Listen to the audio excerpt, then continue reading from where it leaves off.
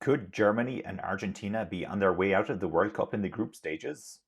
Yeah, I thought that would get your attention. Welcome back to the channel. Here we are for World Cup recap after day four. What the heck happened on day four? Well, there were a few things. Actually, I have a few talking points, as you can see here, just to pop those up on the screen.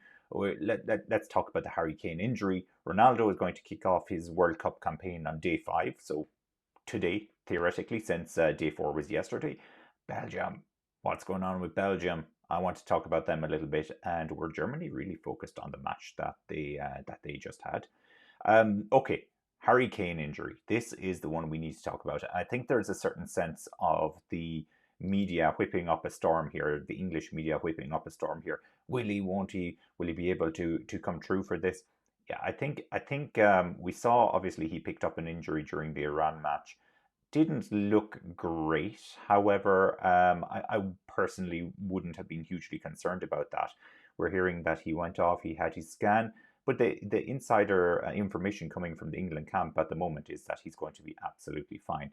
Even if he does need to sit out one or two games, I think there could be worse games to have to sit out, as opposed to Wales and the USA have him back for the knockout stages or the England penalty shootout knockout stages, as the case may be. So we'll see if anything more comes from that. But from what we're hearing at the moment, Harry Kane should be absolutely fine in the not too distant future. Um, Ronaldo, yes. So a lot of talk about Ronaldo over recent times. Obviously, Manchester United have terminated him, sacked him, mutual agreement, whatever you want to call it. He's left Manchester United. And then pretty fast after that, actually, United announced that they're planning to look for outside investment, aka sell the club. So I think Ronaldo will be a little bit peeved that that's taken a little bit of the shine off of what he was trying to get across. But anyway, one thing that is certain, he's left Manchester United. Now the focus is on Portugal and what they can do. Not ideal for Portugal, definitely not an ideal setup here. I think Portugal have enough problems of their own, so they have one of the best teams in the tournament. However, they have not a great coach, like many national teams, and we'll get onto Belgium in a second as well, because this is another um, bone of contention for me with the Belgian team. So can Portugal actually do anything when they kick off later today? I suspect they can. I would fully anticipate them to get out of the group.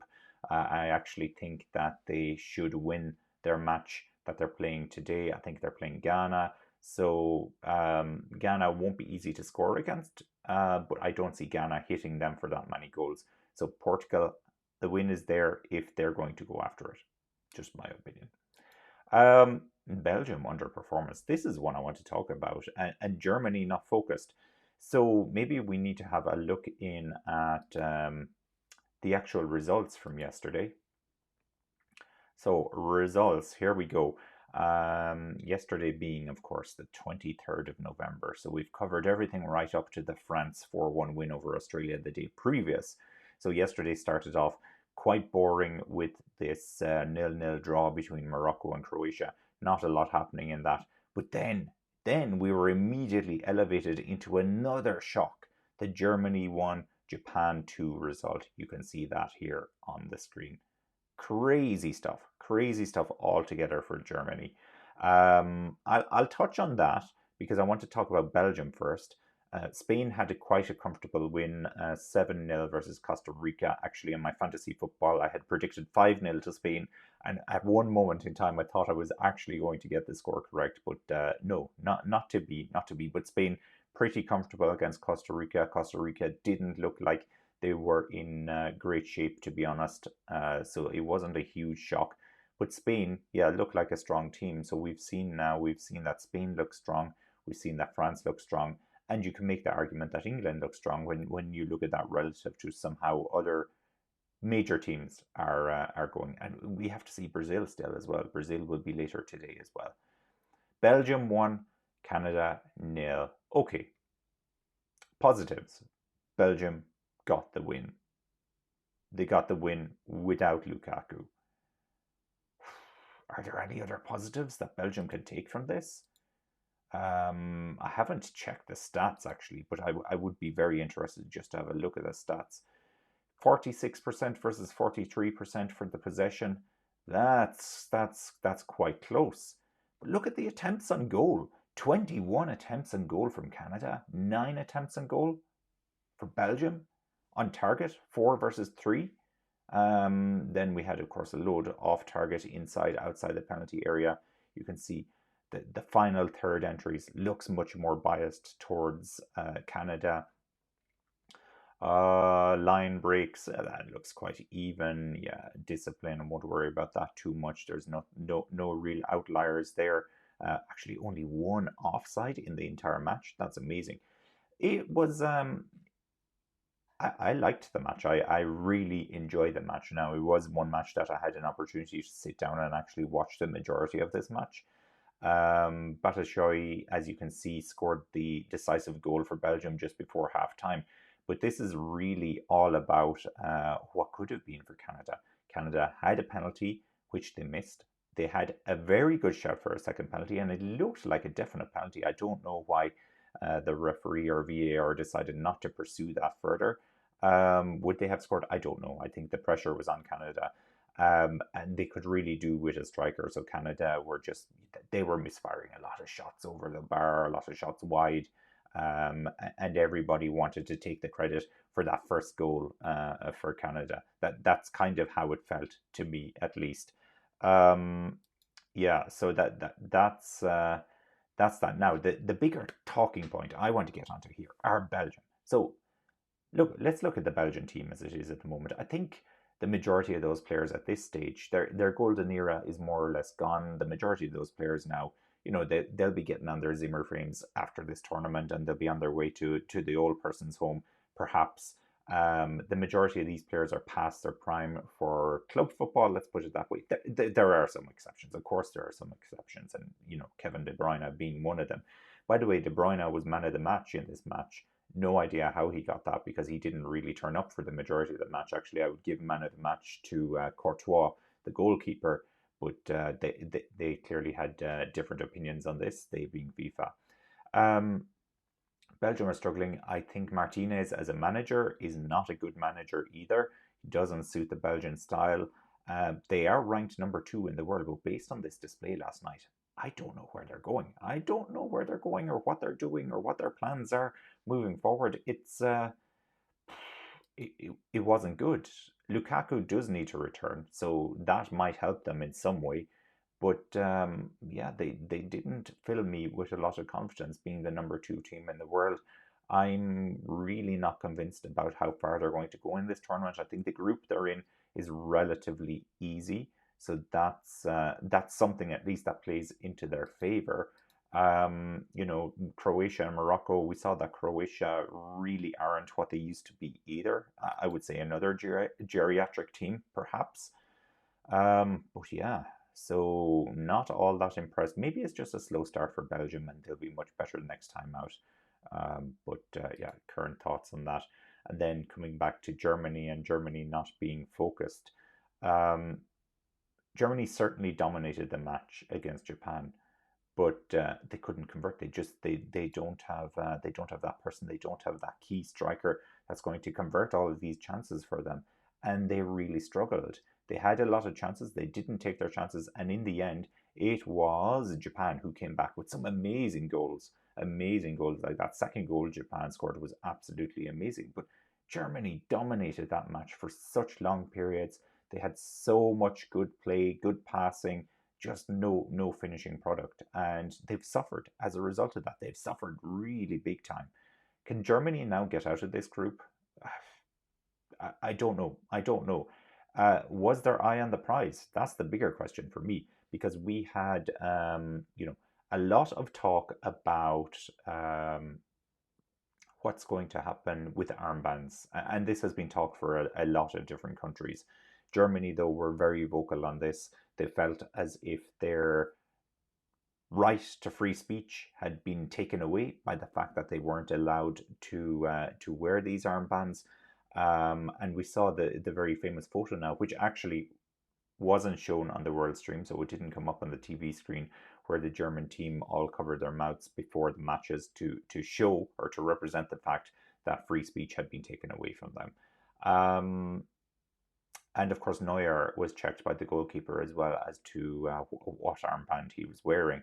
So there's this push or this movement in the background where we're hearing now that Denmark say that they want to unilaterally withdraw from FIFA as well. They're really unhappy with how things have been played out here. Denmark, of course, did want to go with the all one color kit as well. I think they had a completely black kit where the crest and everything would be black as well. So they have been protagonists for this as well. But it does make me wonder if Germany were fully focused on what they needed to be focused on. And I know you can argue that human rights is more important than a football match, and maybe they were focused on the right thing. But ultimately, all of these guys are soccer players, and they had a job to do. So very disappointing from Germany. Just to re-emphasize again.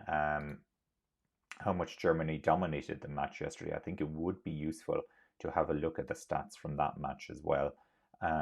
Let's get it there, and then we'll have a look at the table. 65% possession for Germany. Crazy stuff, crazy stuff. Only 22% possession then for Japan. The goals, of course, and everything else is very one-sided because, of course, Japan won the match, as you would expect. But the attempts on goal, 25 attempts on goal for Germany, 9 of which were on target. 15 inside the penalty area, 10 from outside the penalty area. They really could do with a good striker. I think that says a lot. You shouldn't be taking 10 shots from outside the penalty area. And having so few shots on target. But anyway, that's the way it worked out. But the stats here all speak to a certain amount of dominance. Look at the passing, 820 passes versus 261. Passes completed, 743 versus 207. Crosses completed, 9. Switches of play. It was beautiful football for Germany. They just didn't have the finishing product. And of course, defense needs to be something as well. Goal preventions, 12 goal preventions from Germany. It still wasn't enough. 26 from Japan. So Germany had all the pressure on. They will be really, really kicking themselves for this one. They will indeed. You can tell the Germans are going to be devastated with this. So as it stands at the moment, Germany not in good shape moving forward. They have to play what looks like a very strong Spanish team. I would think probably the maximum they could hope to achieve from that would be a draw. But Spain look so strong in terms of the strike department. Now, they were against a very weak Costa Rican team, so we need to take that into account. But it's looking good for Japan to potentially go through that group, assuming they pick up the win with Costa Rica and lose to Spain. Then it all comes down to Germany versus Spain to save Germany in this World Cup. And that's definitely not what they would have wanted. So yeah. Okay, so just looking at the tables as they stand at the moment, as you can see, obviously we have Spain and Japan topping Group E. Group A, we've covered that yesterday, so it's Netherlands and Ecuador on top there. England, of course, on top of their group because Wales and the United States drew. And then we have Saudi Arabia topping Group C because Poland and Mexico drew. France, of course, topped their group. Tunisia and Denmark also grew. And then we have the Belgian group, and so Belgium topped that group because Croatia and Morocco played out pretty much a stalemate. Horrible match from what I could see. All right, that brings me back to the fixtures. So what should we expect in day 5? Day 5, well, you can see, spoiler alert, Switzerland versus Cameroon has already started. Its halftime there is 0-0. Not a huge surprise. 1-0 to Switzerland is my prediction for that. Let's see if I'm right. I'm probably going to be wrong now that I said that. Then we've Uruguay versus Korea. Don't think that will be all one-way traffic. Korea, they have quite a good team. I anticipate, hopefully, Uruguay can come through there. Portugal versus Ghana, again another tight match. Possibly a 2-0 for Portugal. I don't know. And then Brazil versus Serbia. My head says Brazil will win that, but I do have this feeling in the back of my mind that Serbia won't be that easy to break down, and they do have quality in certain parts of the pitch. So it mightn't be all one-way traffic for Brazil, but you never know. You'd never know. It could be another World Cup shock. Can you imagine? Nearly a shock every day at this stage. So that's how we're all set up. Thank you very much to everybody who supports the channel.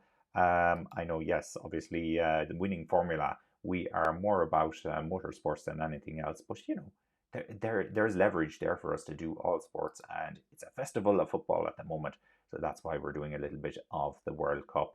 I do want to take this opportunity to say to you, please hit the like button, subscribe to the channel. You can see we're on 8.9 thousand subscribers, and hit the bell as well if you want to be notified of future videos. Thanks for joining, and I will speak to you soon.